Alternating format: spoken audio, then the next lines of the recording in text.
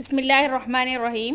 السلام علیکم ورحمۃ اللہ وبرکاتہ۔ اسپرنگ فیلڈ اسکول ماسب ٹینک سے میں اردو معلمہ۔ تو بچوں، آج ہم منشی پریم چند کا سبق پنچایت کے بارے میں کچھ تفصیلی طور پر جانیں گے۔ یہاں پر یہ پیج پہلا صفحہ ہے، اس کو میں نے 2 حصوں میں ڈیوائڈ کر دیا ہے، دیکھیں گے۔ جمن کی بیوہ خالہ کے پاس کچھ تھوڑی سی ملک مطلب جائیداد تھی، مگر قریبی وارث نہ تھا۔ جمن نے وعدے وعید کے سبز باغ دکھا کر خالہ اماں کی وہ ملک اپنے نام کرا لی۔ جب تک ہبہ نامہ مطلب رجسٹریشن کی رجسٹری نہ ہوئی تھی، خالہ اماں کی خوب خاطرداریاں ہوتی تھی، لیکن رجسٹری پر مہر ہوتے ہی، مہر مطلب گورنمنٹ کا چھاپا لگ جانا، خاطرداریوں پر بھی مہر لگ گئی۔ آخر خالہ جان نے جمن شیخ سے کہا کہ تم مجھے روپے دے دیا کرو، میں اپنا الگ پکا لوں گی۔ جمن نے بے اعتنائی کا مطلب بے پرواہی سے جواب دیا۔ خالہ جان نے پنچایت کی دھمکی دی۔ جمن ہنسا اور کہا، ضرور پنچایت کرو۔ شام کو پیڑ کے نیچے، پنچایت مطلب جہاں پر گاؤں میں عام طور پر 5 لوگ ہوتے ہیں، بیٹھ کر فیصلہ لیتے ہیں۔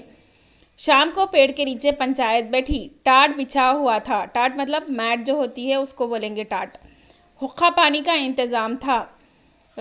بوڑھیا نے حاضرین کو مخاطب کرتے ہوئے کہا، حاضرین مطلب سننے والے وہاں پر بیٹھے ہوئے، پنچو، آج پورے 30 سال ہوئے میں نے اپنی سب جائیداد اپنے بھانجے جمن کے نام لکھ دی تھی۔ جمن نے تاحیات روٹی دینے کا وعدہ کیا تھا۔ سال 6 مہینے تو میں نے اس کے ساتھ کسی طرح رو دھو کے کاٹے، مگر اب مجھ سے رات دن کا رونا نہیں سہا جاتا کہ مجھے پیٹ کی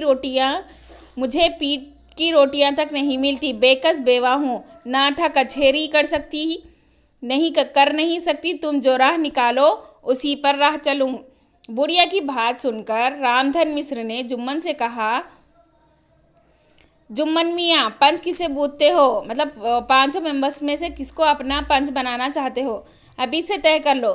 جمن نے یہ سن کر دلیرانہ انداز میں یعنی بہادری میں جواب دیا کہ خالہ جان جسے چاہیں پنچ بنائیں، مطلب خالہ کی مرضی میں بھانجے کی مرضی، بلکہ جمن بتانا چاہ رہا ہے۔ جمن کو کوئی عذر نہیں، کوئی واسطہ نہیں، کوئی مطلب نہیں، وہ اس پہ سیٹسفیکشن ان کو ہے، مطمئن ہے، وہ کوئی اور بات نہیں بنانا چاہ رہے۔ اس پر بوڑھیا چلا اٹھی اور جمن سے کہا، ارے اللہ کے بندے، تو پنچوں کے نام کیوں نہیں بتا دیتا؟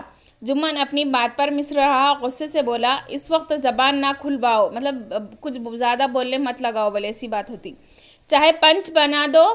جمن کی خالہ بوڑھیا نے سمجھانے کے انداز میں کہا، بیٹا خدا سے ڈرو، میرے لیے کوئی اپنا ایمان نہ بیچے گا۔ اتنے بھلے آدمیوں میں کیا سب تیرے دشمن ہی دشمن ہیں؟ اور سب کو جانے دو، مطلب 5 جو آدمی بیٹھے ہوئے، 5 جو ممبرس ہیں، سب کیا آپ کے دشمن ہیں؟ بلکہ اس بارے میں وہ بتانا چاہ رہی ہے۔ الگو چودھری کو تو مانے گا۔ جمن کو یہ نام سن کر بے انتہا خوشی ہوئی۔ اس نے اپنی خوشی چھپاتے ہوئے کہا، الگو چودھری ہی صحیح، میرے لیے جیسے رام دھن مصر ویسے الگو، میرا کوئی دشمن نہیں۔ جمن کی رضامندی دیکھ کر الگو چودھری نے بوڑھیا سے کہا، بوڑھی اماں، تم جانتی ہو کہ میری اور جمن کی گاڑی دوستی ہے، گاڑی مطلب بہت زیادہ بچپن کی دوستی ہے، بہت زیادہ پکی دوستی ہے۔ بوڑھیا حق پسند تھی، اس نے کہا، بیٹا دوستوں کے لیے کوئی اپنا ایمان نہیں کھوتا، پنچ کا حکم اللہ کا حکم ہے، پنچ کے منہ سے جو بات نکلتی ہے وہ خدا کا حکم ہوتی ہے، وہ حکم خدا ہوتی ہے۔ الگو چودھری سرپنچ بنے، مطلب جمن کے لیے کون سرپنچ بنے؟ الگو چودھری۔ جمن ہم تمہارے پرانے دوست ہیں، جب ضرورت پڑی تم نے میری مدد کی اور جو مجھ سے بن پڑا میں نے آپ کی مدد کی، تمہاری خدمت کرتا آیا ہوں، مگر اس وقت نہ تو تم ہمارے دوست ہو نہ تم ہمارے، یعنی کیونکہ وہ شیخ جمن کا جو دوست تھا الگو چودھری، وہ پنچ کے کرسی پر تھا، اس وقت 5 پنچ میں سے تھا، تو وہ کہنے لگا کہ نہ کوئی دوست ہے نہ کوئی دشمن ہے، یہ پنچ کی کرسی پر بیٹھنے کے بعد ہم فیصلہ لیں گے، صحیح طریقے سے فیصلہ لیں گے، کیونکہ یہ انصاف اور ایمان کا معاملہ ہے۔ خالہ جان نے پنچوں سے اپنا حال کہہ سنایا، تم کو بھی جو کچھ کہنا ہو کہہ دو۔ تو بچوں، آج کے لیے اتنا کافی ہے، اگلی کلاس میں ہم پیج نمبر 71 پر تفصیلی طور پر دیکھیں گے۔ آج کا آپ کا کام ہے but number 2، short question and answers PDF سے دیکھنا ہے، مکمل کرنا ہے۔ تو بچوں، امید کرتی ہوں کہ یہ آپ کو سمجھ میں آ گیا ہوگا۔ اگر کچھ نہ سمجھ میں آنے پر معلمہ کے پرسنل نمبر پر آپ رابطہ کر کے اپنے سوالات کا حل جان سکتے ہیں۔ اس کے علاوہ آج آپ کا ہوم ورک آج ہی کلاس ورک میں مکمل کر کے معلمہ کے پرسنل نمبر پر بھیجنا ہے۔ جزاک اللہ خیر۔